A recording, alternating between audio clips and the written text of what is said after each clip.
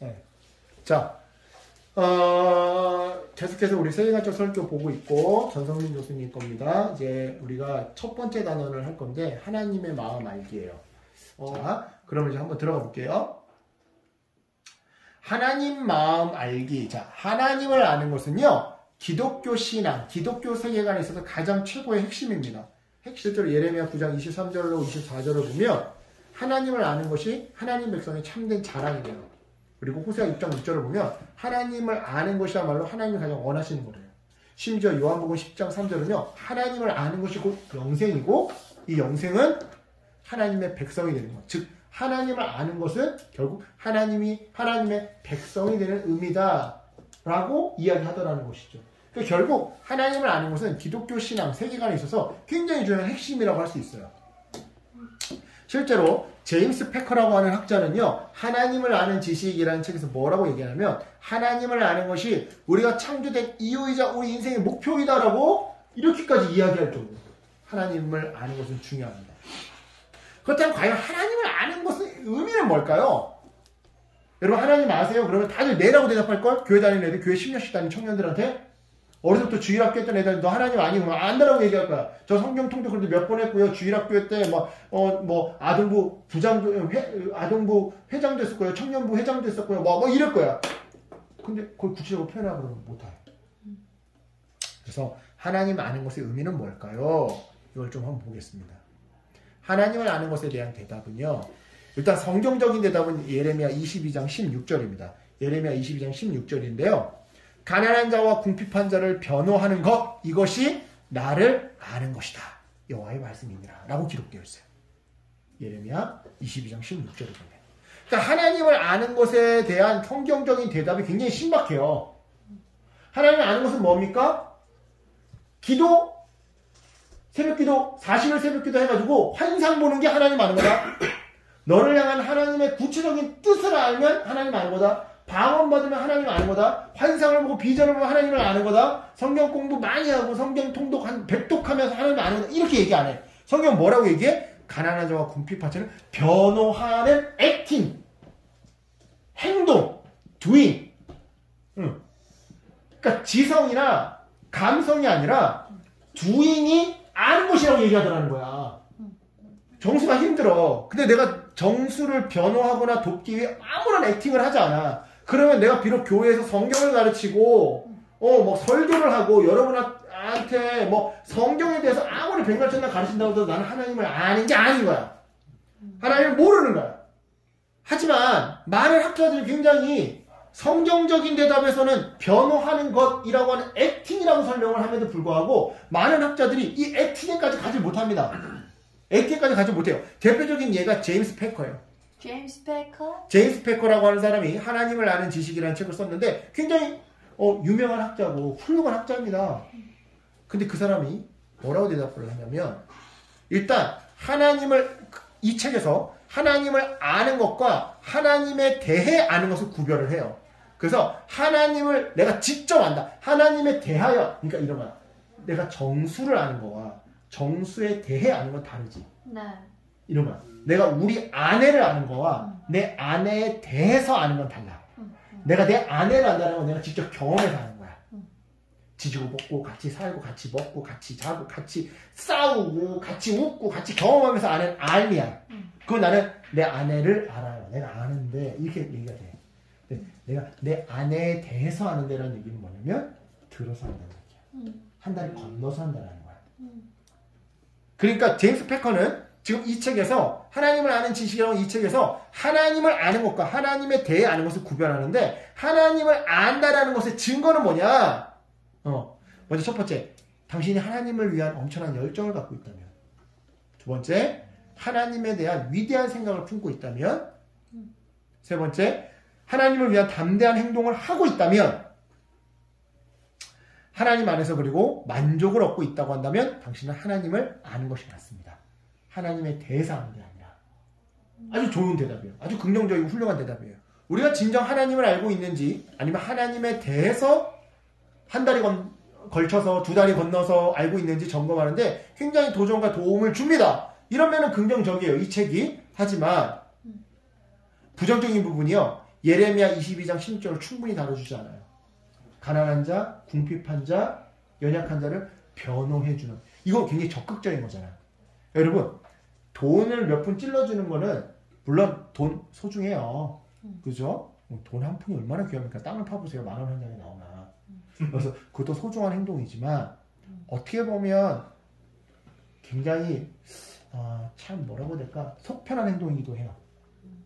힘들어? 네, 돈 주대. 너 이거 힘내. 그리고 나서 더 이상 이 사람에 대해서 기도 안 해도 되고 생각 안 해도 되고 그죠? 어떻게 보면 가장 정없고 속편한 게 돈 주는 거일 수도 있어요. 근데 변화하는 건 뭐예요? 내 시간을 투자해야 되고 내 물질을 투자해야 되고 내 에너지를 투자해야 돼요. 그러니까 이거 훨씬 적극적인 거죠. 적극적인 두잉을 제임스 패커가 그의 책에서 충분히 다뤄주지 않더라는 거예요. 물론 그리스도 안에서 하나님을 아는 것을 배움이라는 소제목 아래 예레미야 22장 16절을 이 책에서 다루기는 합니다. 하지만 예레미야서의 구체적인 진술보다 궁핍한 자들을 부르시는 구세주의 제자가 되는 것이 하나님을 아는 것이라고 설명을 하더라 이 말이에요. 그러니까 쉽게 설명하면 이런 거예요. 예레미야는 변호해줘야 하나님을 아는 거라고 했잖아. 제임스 패커는 굳이 변호까지 안 해도 돼. 그냥 그 사람들에게 복음을 전해주는 것만으로도 하나님을 아는 것 이렇게 설명하고 끝내더라는 거야. 이해하시겠어요? 정수가 힘든데 정수야 내가 너를 위해서 내가 변호해줄게. 같이 가자. 내 시간과 내 물질과 내 에너지와 내 노력을 쏟아서 얘를 데리고 얘와 함께 손잡고 법정에 가는 것까지 안 해도 된다라는 거야. 그냥 너 힘들구나. 며칠 뒤에 재판이 있다고? 기도할게. 예수님한테 기도해. 그럼 예수님 도와주실 거야. 딱 여기까지만 해도 하나님을 아는 것이다 라고 제임스 패커는 얘기하더라는 거지. 그러니까 이게 아쉬운 점이라는 거야. 소극적이라는 거지. 예레미야는 굉장히 적극적인 걸 얘기하고 있는데 그렇다면 예레미야는 왜 가난한 자와 궁핍한 자를 변호하는 이 적극적인 행동이 하나님을 아는 것이라고 말했을까? 자, 하나님을 아는 것은요 하나님의 마음을 아는 것이기 때문입니다. 자, 그 사람은 내 마음을 알고 행동해 라는 말, 이 말의 의미가 뭘까요? 누군가를 잘 안다라는 것은요 그 사람의 마음을 알고 아는 것에 그치지 않고 공감하고 공감하는 것에 그치지 않고 행동한다는 의미예요. 내가 우리 아내를 잘 알아요. 그런데 우리 아내가 지금 기분이 안 좋아 있어. 그런데 우리 아내가 왜 기분이 안 좋은지 내가 그 마음을 몰라. 그럼 내가 내 아내를 아는 거야 모르는 거야? 몰라요. 모르는 거지. 또한 공감을 못해. 그러니까 공감을 못해.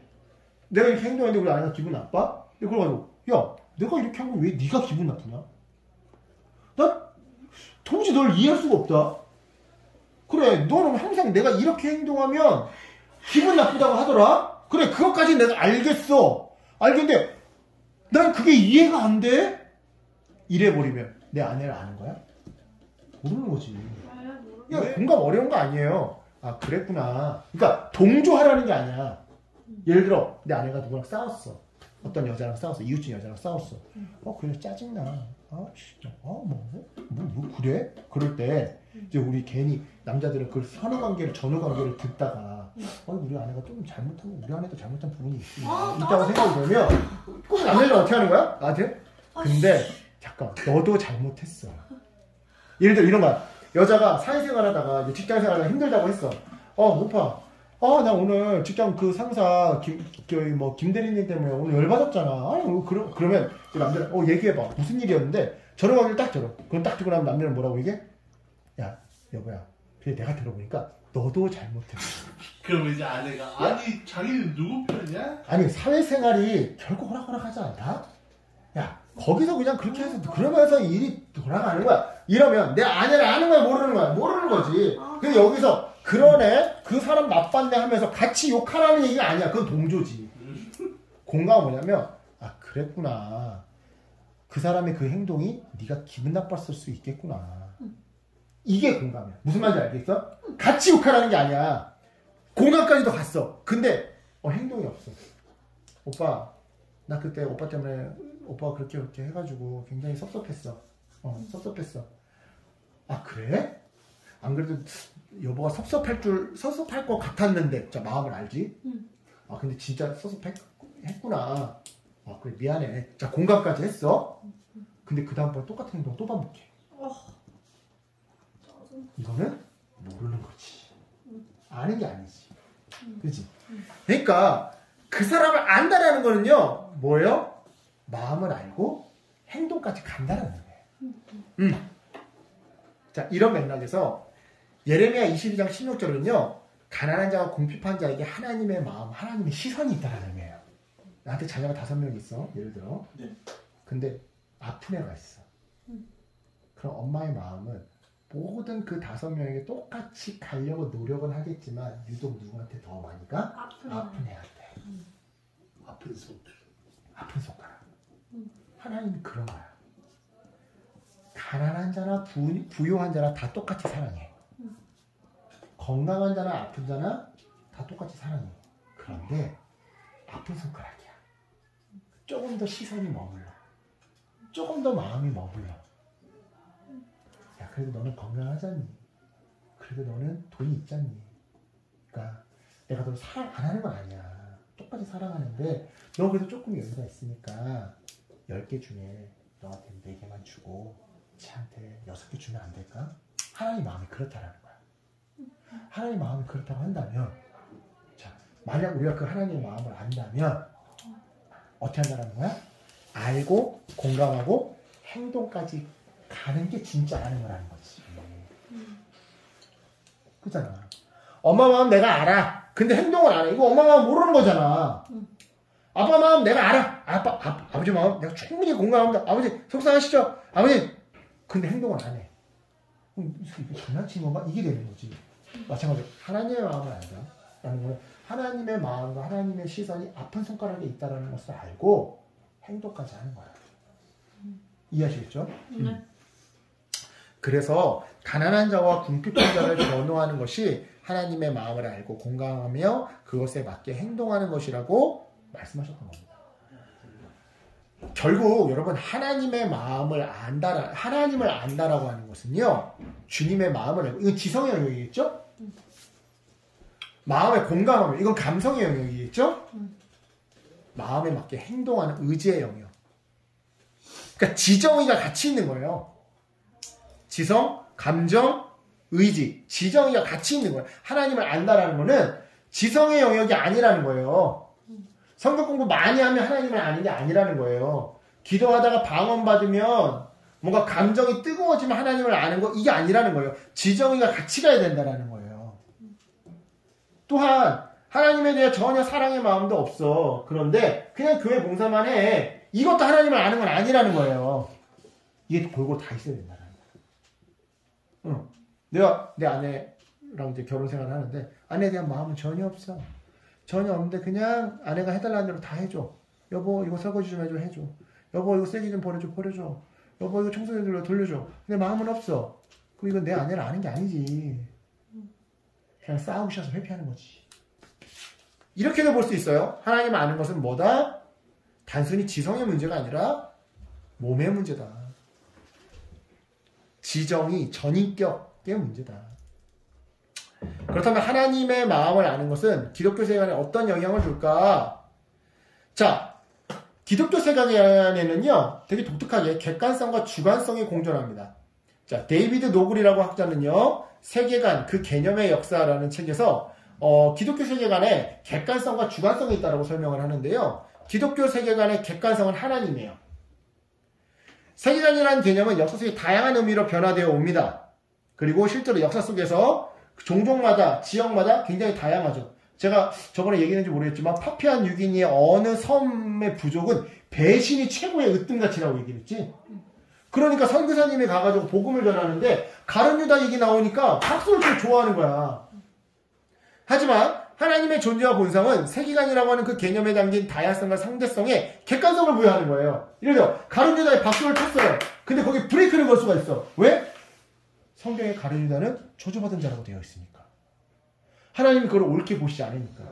그러니까 뭐 얘가 이렇게 얘기하고 제가 저렇게 얘기해도 그냥 내가 딱 나서 야 근데 하나님이 이렇게 말씀하셨어. 그러면 게임 끝난다 이 말이야. 여담이지만 여러분. 그래서 여러분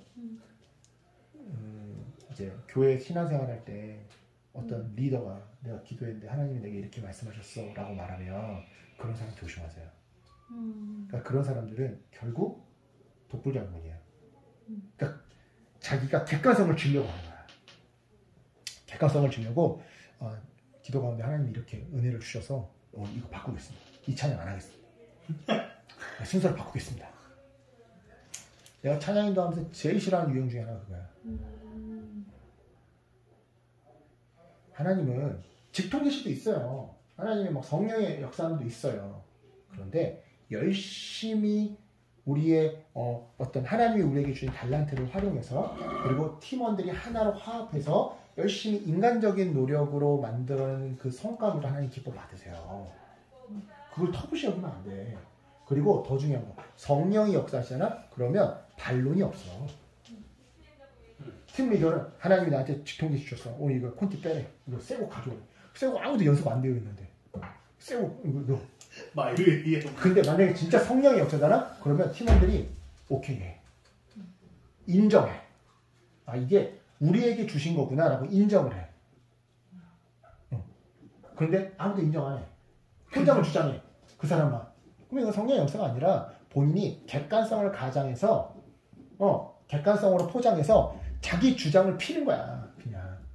그런 사람 조심하십시오. 이 객관성을 사용하는 것이 기독교 세계관입니다. 그런데 동시에 기독교 세계관이 주관성이 있어요. 마음이라는 게 있어요. 인간이 세계관을 이용해 비전과 삶을 형성하는 데에는 개개인의 주관적인 마음이 중요한 요소로 작동하더라는 것이죠. 그러니까 심지어 아까 전에 그 객관성조차도 누가 하나님이라고 얘기하냐에 따라서 해석이 다 달라지고 그 사람의 주관성이 반영되더라 이 말이야. 그러니까 이런 거야. 목사님이 그래 그 목사님이 정말 하나님 직통계시를 들었다고 치자. 오늘 하나님이 저에게 이런 말씀을 주셨습니다 라고 해서 말이 갔어? 말이 갔는데 그걸 받아들이는 각자는 다 서로 다르게 해석한다 이 말이지. 각자의 주관이 있으니까. 또한 똑같은 말씀 한 구절을 읽어도 이 목사님 저 목사님마다 해석이 다 다를 수 있단 말이야. 그러니까 똑같은 하나님의 말씀을 읽었는데 똑같은 하나님의 말씀 구절을 읽었는데 한 구절을 읽었는데 이 목사님은 오늘 저에게 하나님은 이 말씀을 이 성경 구절을 통해서 이거를 우리에게 말씀하십니다가 이 목사님 저 목사님마다 다 다르다는 거야. 그러니까 주관성이 있다라는 거지.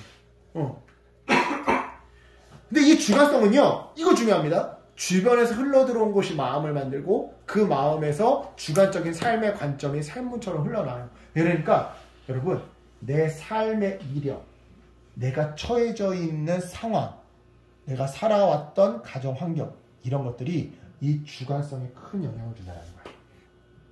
실제로 하나님을 믿기 어려워하는 애들 중에 아버지 상이 안 좋은 애들이 굉장히 많아요. 왜냐면 하나님 아버지 이렇게 돼 있잖아. 그러니까 아버지 상이 안 좋은 애들이 하나님을 잘 못 믿는 경우들이 많아. 정말 그럴까요? 하나님 정말 믿을 만한 분이세요? 막 이러면서 하나님 무서운 분 아니세요? 막 이러면서 그런 경우들이 많아. 또는 가난하게 살아온 사람이 있다고 하잖아. 평생 정말 가난하게 힘들게. 그런 사람들은 당연히 어떤 성경 구절을 읽을 때 다 그거를 물질적인 축복으로 해석할 수밖에 없겠지. 병약했던 사람이 있다고 생각을 해보자. 그 사람은 어떤 성경 구절을 읽든 다 병고침, 치유의 말씀으로 이해할 수밖에 없겠지. 그러니까 주관이라고 하는 것은 여러분 시대의 영향을 받고 상황의 영향을 받고 내 환경의 영향을 받아요. 그러니까 여러분 시대에 따라 해석이 달라지는 거예요. 그래서 아니 하나님의 말씀은 하나인데 왜 시대마다 이렇게 해석이 달라지는 겁니까? 옛날에는 이렇게 해석하고 이렇게 가르쳤는데 왜 요즘에 이렇게 해석하고 이렇게 가르쳐? 시대가 달라졌거든요. 시대 정신이 달라졌거든요. 여러분, 여러분의 마음이 세상을 바라보는 방식과 삶을 결정합니다. 여러분의 마음이 우울하냐? 그러면 세상을 늘 허무주의로 바라보게 합니다. 여러분의 마음이 늘 붕 떠있냐? 그러면 여러분의 세상을 바라볼 때보다 늘 언제나 뭐 까짓 거 언제든지 그냥 때려치고 그냥 옮겨가면 되지. 이런 식으로 바라보게 합니다. 여러분, 마음이 세상을 바라보는 방식과 삶을 결정해요. 따라서 하나님의 마음을 아는 것이 기독교 생활의 근본이라고 할 때 벌써 하나님, 객관성이죠? 마음, 주관성이죠? 네, 이것이 기독교 생활의 근본이라고 할 때 기독교 세계관은요. 냉철한 이성, 객관성과 뜨거운 가슴, 주관성을 함께 지녀야 하는 겁니다. 네. 가슴만 뜨겁다고 해서, 그러니까 막 은사만 막 많이 받았다고 해서 되는 것도 아니고요. 이성, 성경 공부만 많이 했다고 해서 신앙만 막 최신 신학으로 무장했다고 해서 다 되는 게 아닙니다. 또한 지성의 제자도를 넘어서 욕망의 제자도를 길러내야 하는 거예요. 무슨 말이냐면 성경 공부만 많이 한다고 되는 게 아니라 성경 공부 많이 한다고 성경 공부 1단계 코스, 2단계 코스, 3단계 코스를 제자교육반, 성경 공부 추가로 해가지고 그렇게 해서 제자가 되는 게 아니라 욕망의 제자도.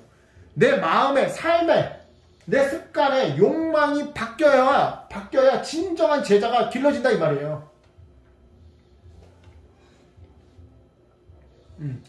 앞으로 교회는요, 하나님에 대해서 잘 아는 지성뿐만 아니라 하나님의 마음을 알고 느끼며 담아내는 몸을 지향해요. 습관. doing이 있어야 돼요. doing이 있어야 돼요. 적극적인 doing이 있어야 돼요. 하나님 나라를 욕망하는 제자도로 이제 바뀌어야 됩니다. 단순히 하나님 나라를 아는 제자도로, 지식으로 아는 제자도에서 멈추는 게 아니라 욕망하는 제자도로 넘어가야 되고요. 하나님의 형상다운 몸을 살아내는 제자도로 우리가 바뀌어야 돼요. 저 제자 훈련 받아요? 그럼 물어보면 제자교육 1단계, 2단계 성경 공부합니다. 예, 필요해요. 필요 없다는 얘기 아닙니다. 근데 거기에서만 멈추면 안 돼요. 그리고 봉사, 섬김 이런 것들을 해야 돼요. 실제로 여러분 큰 교회들 같은 경우에는 장로가 되기 위해서는 교회에서 성경 공부를 이수해야 돼요. 어떤 코스웍을. 그래야 장로가 되는데 어떤 교회 같은 경우에는 봉사활동 시간을 몇 시간 이상 채워야지만 장로를 주는 교회도 있어요. 저는 아주 긍정적이라고 봅니다. 그러니까 교회가 좀 그래야 돼. 나는 대학 선교단체도 좀 그렇게 바뀌어야 된다고 생각합니다. 대학 선교단체가 성경 공부 중요한데, 성경 낭송 중요한데, doing이 있어야 돼. 그럼 목사님 뭐 다 같이 무슨 동네에 있는 복지회관 같은 데 가서 봉사활동 하라는 건가요? 그것도 좋아요. 근데 여러분 달란트가 있잖아. 여러분마다 기술이 있잖아. 그러니까 그런 것들 가지고 우리가 지역에 사람들을 어떻게 도울 수 있을까?